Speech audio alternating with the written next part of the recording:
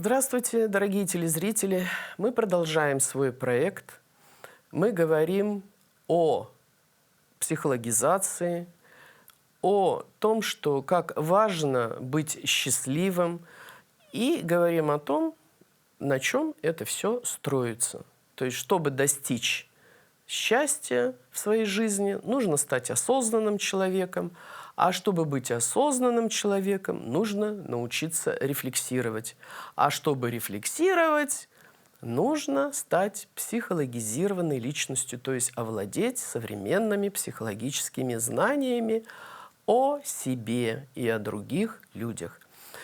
И мы с вами начали с популярного вопроса, что такое СДВГ, то есть синдром дефицита внимания и гиперактивности. И мы с вами поговорили о причинах этого синдрома. И сейчас я хотела бы остановиться на симптомах, потому что я говорила вам о том, что детская депрессия – это совершенно не взрослая депрессия, и сравнивать депрессивного ребенка со взрослым человеком абсолютно неверно. Я очень хочу не пропустить важной информации, поэтому, с вашего разрешения, я буду заглядывать в свои записи. И вот основные такие симптомы, и самый такой вот первый, самый очень распространенный симптом называется неусидчивость. То есть это такое двигательное возбуждение, когда ребенок длительно не может находиться на одном месте. Что однажды мамочка привела ко мне мальчика на прием, и я его спрашиваю: а как ты думаешь, почему мама тебя привела ко мне, к врачу? А он очень хорошо сказал: а потому что у меня непосидячка. Непосидячка. А сейчас я обращаю внимание на то, что в общественных местах, там, в аэропорту, еще где-то, что очень дети неусидчивые, но к этому родители совершенно спокойно относятся и считают, что это детское поведение.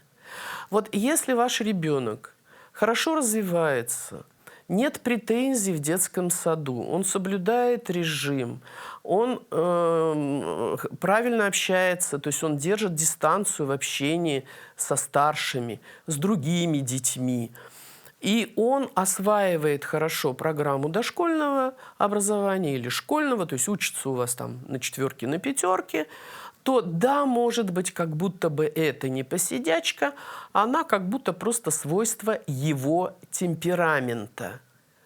А если это сочетается с другими проблемами поведения, обучения, то нужно серьезно на это обратить внимание. Неустойчивое внимание. Вот давайте мы немножечко с вами погрузимся в психологию, и я скажу вам, что интеллект, я вам дам сейчас определение интеллекта, да, это индивидуальные способности человека использовать в своей жизни полученные знания. Можно иметь много высших образований, но быть, что называется, дураком по жизни, а можно не иметь высшего образования, но быть очень умным, очень мудрым человеком. Так вот, чтобы такой интеллект был высокий и хороший, нужно, чтобы предпосылки к интеллекту были развиты, особенно в дошкольный период. Вот самая основная интеллектуальная предпосылка – это активное внимание. Есть пассивное внимание, когда что увидел, то привлекло, туда побежал. Называется полевое поведение от слова «поле». Вот ребенок быстро отвлекается, быстро переключается с одного вида деятельности на другой, что называется, скачет. Вот. Это пассивное внимание. А активное внимание требует именно волевого усилия. Вот сейчас говорят о том, что у наших детей и подростков клиповое мышление. То есть они могут получать информацию только небольшими порциями и обязательно с какой-то развлекалочкой. А для меня, как для психиатра, психотерапевта, это знак, что очень многие дети страдают недостаточным активным вниманием. Этому тоже есть причины, кроме депрессии детской. Мы поговорим попозже об этом. Но все-таки и депрессивный фактор тоже в этом есть. Почему? У ребенка какая-то печаль на душе, какая-то тоска, и он пытается получить какие-то развлечения, какие-то раздражители приятные, чтобы отвлечься от этих неприятных переживаний. Навязчивость в общении с родителями – это, как говорят иногда родители, вот он любит задавать вопросы, причем какие-то дурацкие вопросы, вопрос ради вопроса. А ребенок просто, что называется, лезет на глаза маме, допустим, или папе. Он просто все время хочет в глазах родителей увидеть любовь к себе. Ну, а родителям некогда, они еще и начинают воспитывать и говорить, что ты лезешь? Ты сначала сформулируй вопрос, а потом задавай. А что ты лезешь? Я устал там с работы и так далее. Займись чем-нибудь. И ребенка отталкивают. Это говорит о том, что ребенок постоянно, у него одна мысль в голове. Любят меня или не любят. Пытаются получить комплимент. То есть, похвали меня, там, мама или папа, за что-то. А вот на тренингах я всегда говорю о том, что если родители не отражают своего ребенка, что это такое? То есть не делают ему комплименты, не говорят о его достоинствах, о его хороших качествах, то вырастает взрослый человек, который себя не знает, себя не понимает. Приходят на тренинги взрослые люди и говорят, а я себя не знаю, а я вообще не знаю, на что я способен. Почему? А потому что как бы у нас в культуре нельзя хвалить ребенка. Можно его избаловать, можно его захвалить, и он станет зазнайкой. Он будет переоценивать свои силы.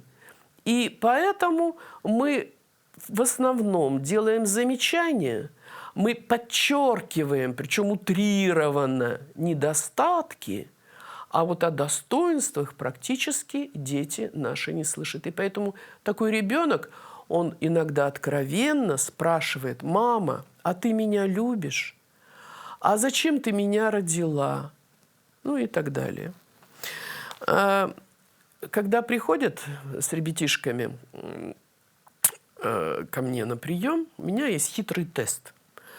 Он непонятен ребенку, и он даже поначалу непонятен родителям. То есть я могу легко установить, какое место по эмоциональной значимости ребенок чувствует себя в семье. И вы знаете, родители вообще потрясаются, что ребенок себя чувствует не на первом месте, и даже не на втором, а иногда вообще на предпоследнем, причем даже после любимой маминой собачки или кошечки. Представляете? Родители в шоке, потому что они себя считают хорошими родителями, они вообще думают, что у них все хорошо, они правильно общаются со своим ребенком, а у ребенка депрессия. Дети чего-то добиваются не для себя. То есть они ставят цели, там, хорошо учиться или там, заниматься спортом для того, чтобы быть развитым потом человеком. Ничего подобного. Дети совершают подвиги только ради любви со стороны своих родителей. Вот я знаю, что круглые отличники, ну пусть отличники на меня не обижаются, это дети, которые поняли, что любовь они могут добиться только с помощью отличных оценок. Поэтому вот иногда... Вот у меня ребенок отличник, у меня хорошие отношения, у меня все нормально. А вот и нет. Бедные отличники, какая на них нагрузка и какая постоянная тревога. да, что он не будет отличником, а значит, он не получит любви. То есть любовь условная, а должна быть безусловная любовь. Вот у меня печальная была такая история в одной из известных школ города Якутска, находящихся прямо в центре города Якутска. Меня приглашает директор и говорит: знаете, у нас проблема, у нас выпускник, видимо, не сможет закончить школу и получить аттестат. А что такое? А он приходит, бросает сумку с учебниками и уходит на улицу. И что он делает? А он, говорит, ходит по проспекту туда-сюда, туда-сюда. Ну, я говорю, хорошо, пусть родители придут, и я могу проконсультировать его. Вот. А родители не могут. Угу. А тогда я говорю нотариально заверенную расписку, что они согласны, что я буду осматривать ребенка, консультировать в их отсутствие. Они принесли такую расписку, представляете? Я была очень потрясена. Я думала, что такое условие обязательно вызовет реакцию, и они придут. Нет. И вот, значит, я встречаюсь с этим мальчиком, спрашиваю: а что ты делаешь? Он говорит: а я выхожу на проспект Ленина и гуляю взад-вперед, взад-вперед. Зачем? А уже, знаете, ко мне многие люди привыкли, они в одно и то же время ходят на работу, со мной даже многие здороваются, а некоторые даже мне, мужчины, протягивают руку. Я говорю: а зачем тебе это? А мне приятно, что хоть кто-то меня узнает и обращает на меня внимание. А я говорю: а дома? А дома у меня живут сволочи. Я говорю: почему? А потому что, я не буду долго вам рассказывать, это у нас был долгий разговор, я просто как бы итог. А они меня родили, а счастья не дали. Я думаю, что вы можете предположить, что с этим мальчиком, конечно, и с отношением к нему родителей, а родители интеллигентные люди, я думаю, что все это закончилось очень плохо. Я надеюсь, что наш разговор вызвал у вас интерес. Если вы не успели или что-то стало непонятным, то вы можете задать мне вопрос в телеграм-канале, адрес которого вы увидите сейчас на экране. Я надеюсь, что мы дальше продолжим с вами психологизироваться для того, чтобы научиться быть счастливыми. В следующий раз мы будем продолжать с вами говорить о СДВГ и о том, к чему это может трагическому привести, не только к липовому мышлению, и что вообще с этим делать. До встречи!